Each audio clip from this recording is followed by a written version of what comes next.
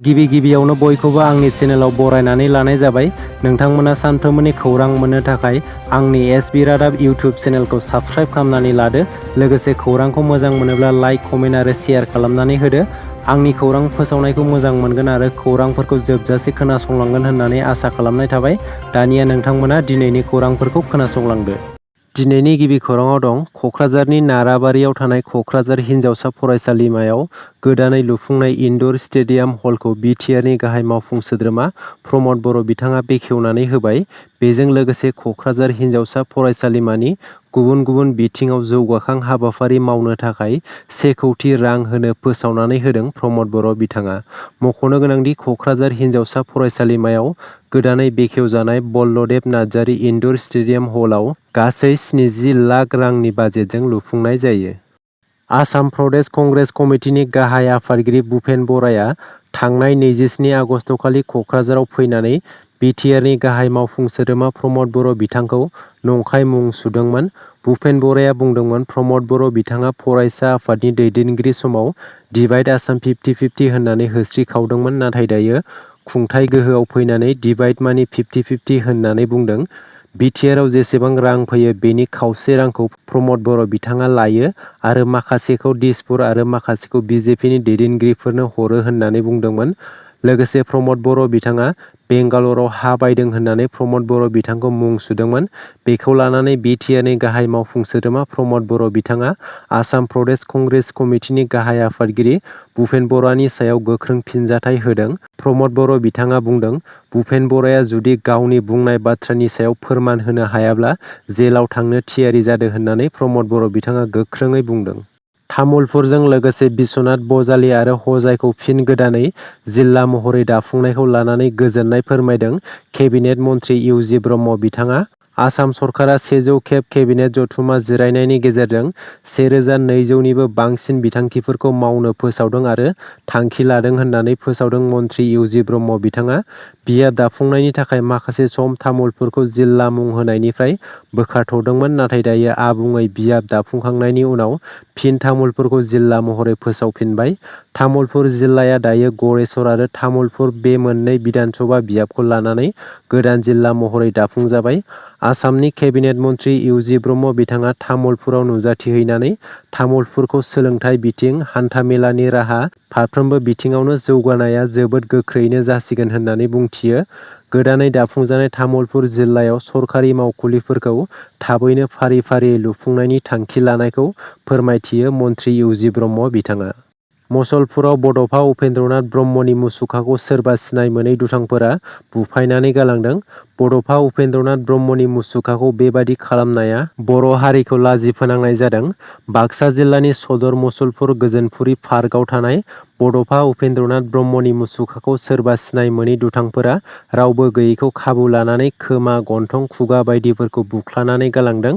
हारिनि मोनथायखौ लानानै खामानि मावलांनाय सासे गेदेमा जायखौ बर'नि बिफा होननानै बुङो आरो बिथांनि मुसुखाखौ बेबायदियै इनायै सिफायना गालांनाय जाथाया मुसलपुर ओनसोलनि सुबुंफोरखौ गोमोहोदों।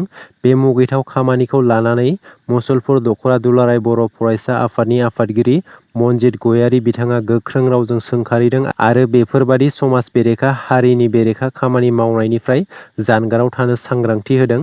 लोगोसे बिटिआर खुंथायनिसिम खम समनि गेजेरावनो मुसलपुर गोजोनपुरि पार्कआव गोदानै बड'फा उपेन्द्रनाथ ब्रह्मनि मुसुखाखौ गायसनना होफिननो थाखाय खावलायहरदों। बिपिएफ दोलोनि फेसबुक पेज सामलायगिरिखौ पुलिसआ हमबाय।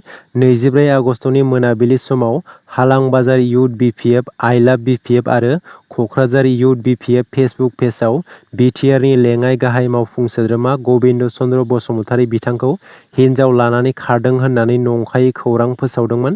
बेखौ लानानै इउपिपिएल दोलोजों लोगोसे एक्स एनडिएफबि बिथांमोना गोख्रों रावजों सोंखारिदों। मानोना गबिन्द चन्द्र बसुमतारी बिथाङा एक्स एनडिएफबि बिथांमोननि दिथागिरि, बिथाङानो एनडिएफबिफोरखौ दैदेनबोदों आरो बिथांखौ जों जेब्लायबो मान होनो नांगोन आरो बिथाङा राजखान्थियाव हाबदोंब्लाबो एनडिएफबिफोरनि खैफोद गोग्लैनायाव गोबां बिहोमा होबोदों। बिथांनि बेफोरबादि हारिनि थाखाय खामानि मावबोनायखौ जों बावगारनो हानाय नङा। बिथांखौ जों मान होनो नांगोन।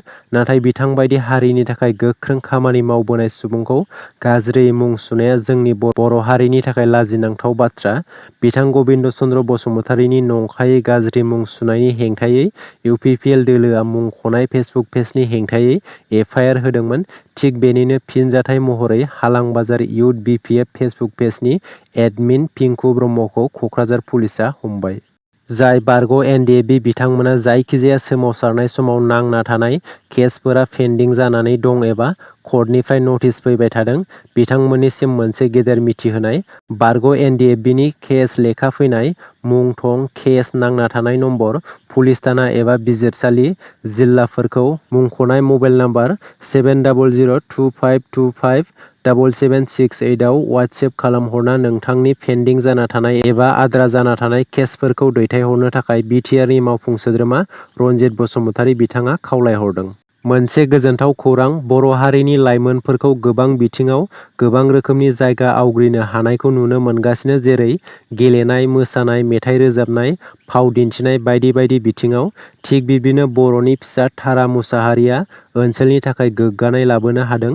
चिरां जिल्ला बासुगाव सहरनि वार्ड नं 2 नि थागिबि कबिरन्जन मुसाहारि आरो सुपा मुसाहारिनि फिसाजो तारा मुसाहारिया गुवाहाटियाव रुक्मिणीगावआव थांनाय 8 आगस्तआव खुंजानाय 2023 Assam divine a mega grand beauty pageant season 2 बादायलायनायाव देरहासारनो हानानै बर' हारिजों लोगोसे नखरखौ गोग्गानाय लाबोनो हादों।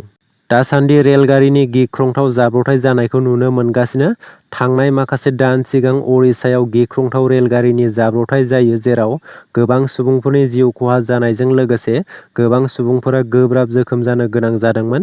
थिग बिब्दिनो तामिलनाडुनि मादुराइआव गंसे रेलगारिनि दाबायाव अर खामनाय जाथाया सोराङाव फैदों। रेलगारिनि दावबायारि गाखोनाय गंसे दाबायाव अर खामो आरो अर खामनायनि जाहोनाव सा 10 सुबुंनि जिउ खहा जायो आरो सा 20 सुबुंफोरा गोब्राबै जोखोम जादों होननानै मिथिनो मोन्दों। लखनऊनिफ्राय रामेश्वरमसिम थांबाय थादोंमोन बे रेलगारिया। गंसे गेस सिलिन्डार बेफ्रुनायनि जाहोनाव बे अर खामनाय जाथाया जायो होननानै मिथिनो मोन्दों। अर खामनाय दाबायाव गासै सा 63 दावबायारिफोर दंमोन। मिथिनो मोननाय बायदिब्ला रेलनि दाबायाव आयेननि बारगा गेस सिलिन्डार लांनाय जादोंमोन। मोनसे ट्रेभेल एजेन्सिया रेलनि दाबाखौ बुक खालामदोंमोन। बेवहायनो गेस सिलिन्डारा बेरफ्रुनानै बे गिख्रंथाव अर खामनाय जाथाया जायो। 23 आगस्ट सानखौ हादरारि अख्रांमा सान महरै फोसावबाय। 23 आगस्ट साना चन्द्रयान 3 नि जाफुंसार बाख्लायनाय। बे सानखौ जारिमिनारि सान खालामनायनि थांखियै गाहाय मन्त्रि नरेन्द्र मदिआ 23 आगस्ट सानखौ हादरारि अख्रांमा सान महरै फोसावना होबाय। हादरारि आरो नोगोरारिफोरनि थाखाय बे 23 आगस्टआ हादरारि अख्रांमा सान एबा नेशनेल स्पेस डे महरै फोसावजाबाय।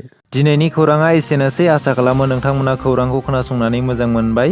खौरांखौ मोजां मोनदोंब्ला मोनसे लाइक खालामदो। लोगोसे सानफ्रोमबोनि खौरां मोननो थाखाय आंनि एसबि रादाब इउटुब चेनेलखौ साबस्क्राइब खालामनानै लादो। गोजोन्थों।